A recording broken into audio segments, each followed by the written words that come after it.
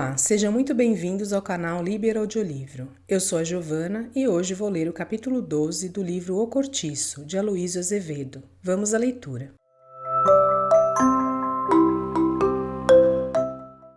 Capítulo 12. Pombinha ergueu-se de um pulo e abriu de carreira para casa. No lugar em que estivera deitada, o capim verde ficou matizado de pontos vermelhos. A mãe lavava a tina. Ela chamou-a com instância, enfiando cheia de alvoroço pelo número 15. E aí, sem uma palavra, ergueu as saias do vestido e expôs a Dona Isabel as suas fraldas ensanguentadas. Veio? Perguntou a velha com um grito arrancado do fundo d'alma. A rapariga meneou a cabeça afirmativamente, sorrindo feliz e enrubescida. As lágrimas saltaram dos olhos da lavadeira. Bendito e louvado seja nosso Senhor Jesus Cristo, exclamou ela, caindo de joelhos defronte da menina e erguendo para Deus o rosto e as mãos trêmulas. Depois abraçou-se às pernas da filha e, no arrebatamento de sua comoção, beijou-lhe repetidas vezes a barriga e parecia querer beijar também aquele sangue abençoado, que lhes abria os horizontes da vida, que lhes garantia o futuro. Aquele sangue bom que descia do céu, como a chuva benfazeja sobre uma pobre terra esterilizada pela seca. Não se pôde conter. Enquanto Pombinha mudava de roupa, saiu ela ao pátio, apregoando aos quatro ventos a linda notícia. E se não fora a formal oposição da menina, teria passeado em triunfo a camisa ensanguentada, para que todos a vissem bem e para que todos a adorassem, entre hinos de amor que nem a uma Verônica sagrada de um Cristo. Minha filha é mulher, minha filha é mulher. O fato abalou o coração do cortiço. As duas receberam parabéns e felicitações. Dona Isabel acendeu velas de cera à frente do seu oratório, e nesse dia não pegou mais no trabalho. Ficou estonteada, sem saber o que fazia, a entrar e a sair da casa radiante de ventura. De cada vez que passava junto da filha, dava-lhe um beijo na cabeça e em segredo recomendava-lhe todo o cuidado, que não apanhasse umidade, que não bebesse coisas frias, que se agasalhasse o melhor possível e, no caso de sentir o corpo mole, que se metesse logo na cama. Qualquer imprudência poderia ser fatal. O seu empenho era pôr o João da Costa no mesmo instante ao corrente da grande novidade e pedir-lhe que marcasse logo o dia do casamento. A menina entendia que não, que era feio, mas a mãe arranjou um portador e mandou chamar o rapaz com urgência. Ele apareceu à tarde. A velha convidara a gente para jantar. Matou 2 galinhas, comprou garrafas de vinho e à noite serviu às 9 horas um chá com biscoitos. Neném e a das Dores apresentaram-se em trajos de festa. Fez-se muita cerimônia. Conversou-se em voz baixa, formando todos em volta de Pombinha uma solícita cadeia de agrados, uma respeitosa preocupação de bons desejos, a que ela respondia sorrindo comovida, como que exalando da frescura da sua virgindade um vitorioso aroma de flor que desabrocha. E a partir desse dia, Dona Isabel mudou completamente. As suas rugas alegraram-se. Ouviam-na cantarolar pela manhã enquanto varria a casa e espanava os móveis. Não obstante, depois do tremendo conflito que acabou em navalhada, uma tristeza ia minando uma grande parte da estalagem. Já se não faziam as quentes noitadas de violão e dança ao relento. A Rita andava aborrecida e concentrada desde que Jerônimo partiu para a ordem. Firmo fora intimado pelo vendeiro a que lhe não pusesse nunca mais os pés em casa, sob pena de ser entregue à polícia. Piedade, que vivia a darais carpindo a ausência do marido, ainda ficou mais consumida com a primeira visita que lhe fez ao hospital. Encontrou-o frio e sem uma palavra de ternura para ela, deixando até perceber a sua impaciência para ouvir falar da outra, daquela maldita mulata dos diabos, que no fim de contas era a única culpada de tudo aquilo e havia de ser a sua perdição e mais do seu homem. Quando voltou de lá, atirou-se à cama, a soluçar sem alívio, e nessa noite não pôde pregar olho, senão já pela madrugada. O negro desgosto comia por dentro, como tubérculos de tísica, e tirava-lhe a vontade para tudo que não fosse chorar. Outro que também, coitado, arrastava a vida muito triste era o Bruno. A mulher, que a princípio não lhe fizera grande falta, agora o torturava com a sua distância. Um mês depois da separação, o desgraçado já não podia esconder o seu sofrimento e ralava-se de saudades. A bruxa, a pedido dele, tirou a sorte nas cartas e disse-lhe misteriosamente que Leocádia ainda o amava. Só Dona Isabel e a filha andavam deveras satisfeitas. Essa sim. Nunca tinham tido uma época tão boa e tão esperançosa. Pombinha abandonara o curso de dança, o noivo ia agora visitá-la invariavelmente todas as noites. Chegava sempre às 7 horas e demorava-se até às 10. Davam-lhe café numa xícara especial de porcelana. Às vezes jogavam a bisca e ele mandava buscar de sua algibeira uma garrafa de cerveja alemã e ficavam a conversar os três, cada qual defronte do seu copo, a respeito dos projetos de felicidade comum. Outras vezes o Costa, sempre muito respeitador, muito bom rapaz, acendia o seu charuto da Bahia e deixava-se cair numa pasmaceira, a olhar para a moça todo embebido nela. Pombinha punha alegrias naqueles serões, com as suas garrulices de pomba que prepara o ninho. Depois do seu idílio com o sol, fazia-se muito amiga da existência, sorvendo a vida em haustos largos, como quem acaba de sair de uma prisão e saboreia o ar livre. Volvia-se carnuda e cheia, sazonava que nem uma fruta que nos provoca o apetite de morder. Dona Isabel, ao lado deles, toscanejava do meio para o fim da visita, traçando cruzes na boca e afugentando os bocejos com voluptuosas pitadas da sua insigne tabaqueira. Fixado o dia do casamento, o assunto inalterável da conversa era o enxoval da noiva e a casinha que o Costa preparava para a lua de mel. Iriam todos três morar juntos. Teriam um cozinheiro e uma criada que lavasse e engomasse. O rapaz trouxera peças de linho e de algodão, e ali, à luz amarela do velho candeeiro de querosene, enquanto a mãe talhava camisas e lençóis, a filha cosia valentemente numa máquina que lhe oferecera ao noivo. Uma vez eram 2 da tarde, ela pregava rendas numa fronha de almofada, quando Bruno, cheio de hesitações, a coçar os cabelos da nuca, pálido e mal asseado, disse-lhe, encostando-se à ombreira da porta: Ora, nhã Pombinha, tinha-lhe um servicinho a pedir, mas vosmecezinha anda agora tão tomada com o seu enxoval e não há de querer dar-se a maços. Que queres tu, Bruno? Não é nada, é que precisava que vosmecezinha me fizesse uma carta para aquele diabo. Mas já se vê que não tem cabimento, fica para depois. Uma carta para tua mulher, não é? Coitada, é mais doida do que ruim, pois se a gente até dos brutos tem pena. Pois está servido. Queres para já? Não vale estorvar, continue seu servicinho. Eu volto por outra vez. Não, anda cá, entra. O que se tem de fazer, faça logo. Deus lhe pague. Vosmecezinha é mesmo um anjo. Não sei a quem se chegue a gente ao depois que já lhe não tivermos cá. E continuou a louvar a bondade da rapariga, enquanto esta, toda serviçal, preparava numa mesinha redonda os seus apetrechos de escrita. Vamos lá, Bruno, que queres tu mandar dizer a Leocádia? Diga-lhe, antes de mais nada, que aquilo que quebrei dela, que dou outro. Que ela fez mal em quebrar também o que era meu, mas que fecha os olhos. Águas passadas não movem moinho. Que sei que ela agora está desempregada e aos paus. Que está a dever para mais de mês na estalagem. Mas que não precisa dar cabeçadas. Que me mande cá o senhorio, que me entendo com ele.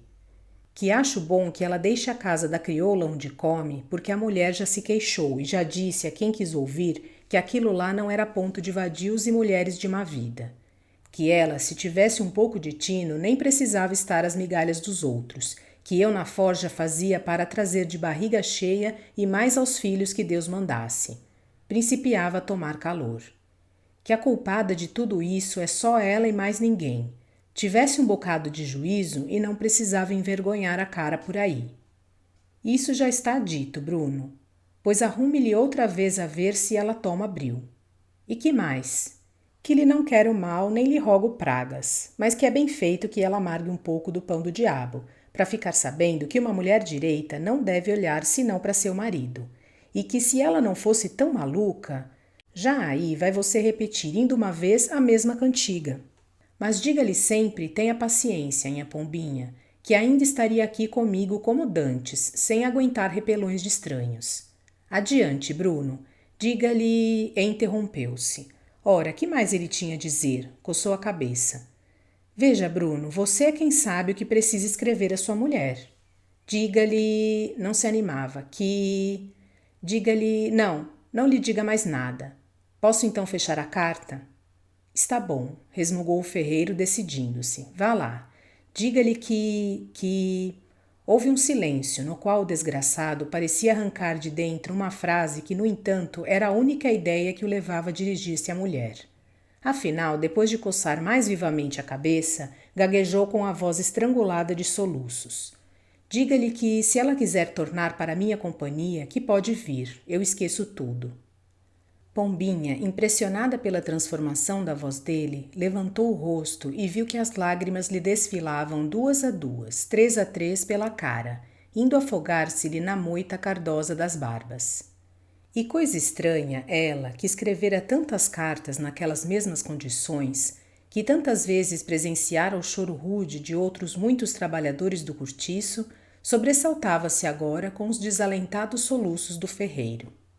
Porque só depois que o sol lhe abençoou o ventre, depois que nas suas entranhas ela sentiu o primeiro grito de sangue de mulher, teve olhos para essas violentas misérias dolorosas, a que os poetas davam o bonito nome de amor. A sua intelectualidade, tal como seu corpo, desabrochara inesperadamente, atingindo de súbito, em pleno desenvolvimento, uma lucidez que a deliciava e surpreendia.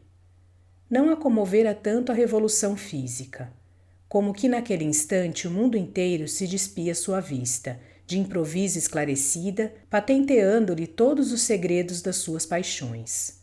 Agora, encarando as lágrimas do Bruno, ela compreendeu e avaliou a fraqueza dos homens, a fragilidade desses animais fortes, de músculos valentes, de patas esmagadoras, mas que se deixavam encabrestar e conduzir humildemente pela soberana e delicada mão da fêmea. Aquela pobre flor de cortiço, escapando à estupidez do meio em que desabotoou, tinha de ser fatalmente vítima da própria inteligência.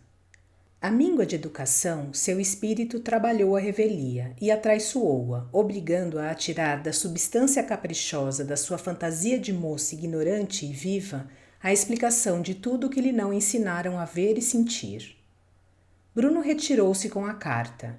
Pombinha pousou os cotovelos na mesa e tulipou as mãos contra o rosto, a cismar nos homens. Que estranho poder era esse que a mulher exercia sobre eles, a tal ponto que os infelizes, carregados de desonra e de ludíbrio, ainda vinham covardes e suplicantes mendigar-lhe o perdão pelo mal que ela lhes fizera? E surgiu-lhe então uma ideia bem clara da sua própria força e do seu próprio valor. Sorriu. E no seu sorriso já havia garras. Uma aluvião de cenas que ela jamais tentara explicar e que até aí jaziam esquecidas nos meandros do seu passado, apresentavam-se agora nítidas e transparentes. Compreendeu como era que certos velhos respeitáveis, cujas fotografias Léonie lhe mostrara no dia que passaram juntas, deixavam-se vilmente cavalgar pela loureira, cativos e submissos, pagando a escravidão com a honra, os bens e até com a própria vida, se a prostituta, depois de os ter esgotado, fechava-lhes o corpo. E continuou a sorrir, desvanecida na sua superioridade sobre esse outro sexo, vaidoso e fanfarrão, que se julgava senhor e que, no entanto, fora posto no mundo simplesmente para servir ao feminino, escravo ridículo que, para gozar um pouco, precisava tirar da sua mesma ilusão a substância do seu gozo, ao passo que a mulher, a senhora, a dona dele, ia tranquilamente desfrutando seu império, endeusada e querida, prodigalizando martírios que os miseráveis aceitavam contritos, a beijar os pés que os deprimiam e as implacáveis mãos que os estrangulavam. Ah, homens, homens, sussurrou ela de envolta com um suspiro. E pegou de novo na costura, deixando que o pensamento vadiasse à solta, enquanto os dedos iam maquinalmente pregando as rendas naquela almofada, em que a sua cabeça teria de repousar para receber o primeiro beijo genital.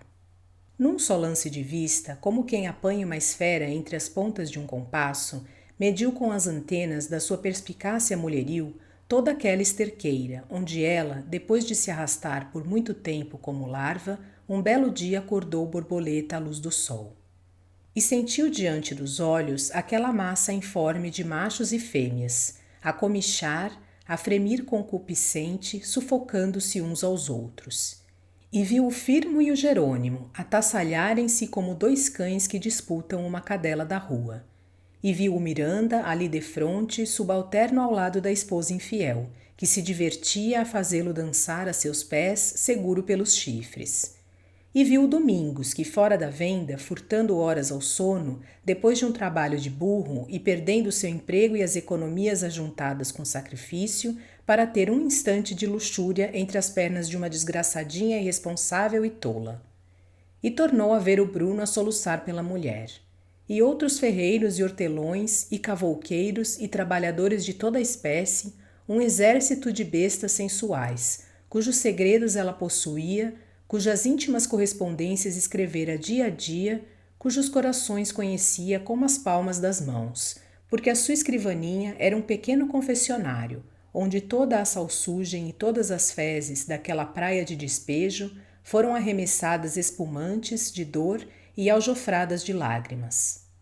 E na sua alma enfermiça e aleijada, no seu espírito rebelde de flor mimosa e peregrina criada no monturo, violeta infeliz, que um estrume forte demais para ela atrofiara, a moça pressentiu bem claro que nunca daria de si ao marido, que ia ter uma companheira amiga, leal e dedicada. Pressentiu que nunca o respeitaria sinceramente como a um ser superior, por quem damos a vida, que nunca lhe votaria entusiasmo e por conseguinte nunca lhe teria amor, desse de que ela se sentia capaz de amar alguém, se na terra houvera homens dignos disso. Não o amaria de certo, porque o Costa era como os outros, passivo e resignado, aceitando a existência que lhe impunham as circunstâncias, sem ideais próprios, sem temeridades de revolta, sem atrevimentos de ambição, sem vícios trágicos, sem capacidade para grandes crimes.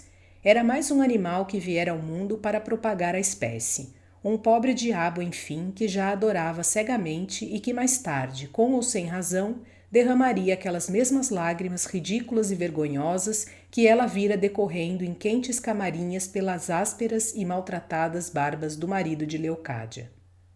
E não obstante, até então, aquele matrimônio era o seu sonho dourado, pois agora, nas vésperas de obtê-lo, sentia repugnância em dar-se ao noivo, e se não for a mãe, seria muito capaz de dissolver o ajuste.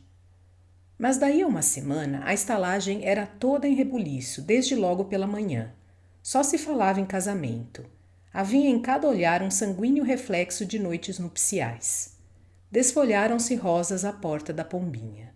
Às 11 horas parou um carro à entrada do cortiço com uma senhora gorda vestida de seda cor de pérola.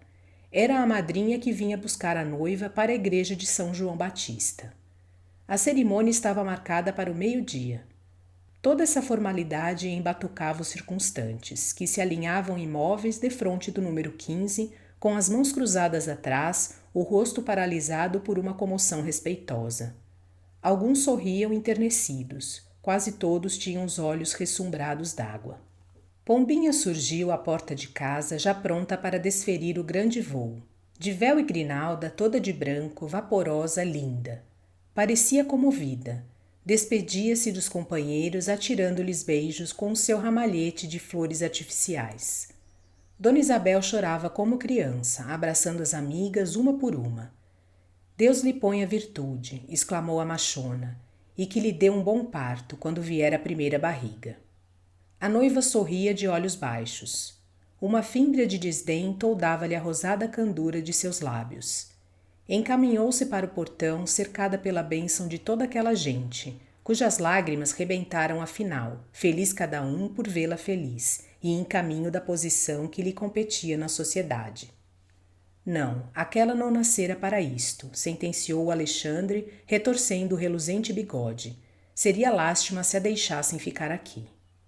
O velho Libório, cascalhando uma risada decrépita, queixou-se de que o maganão do Costa lhe passara a perna roubando-lhe a namorada.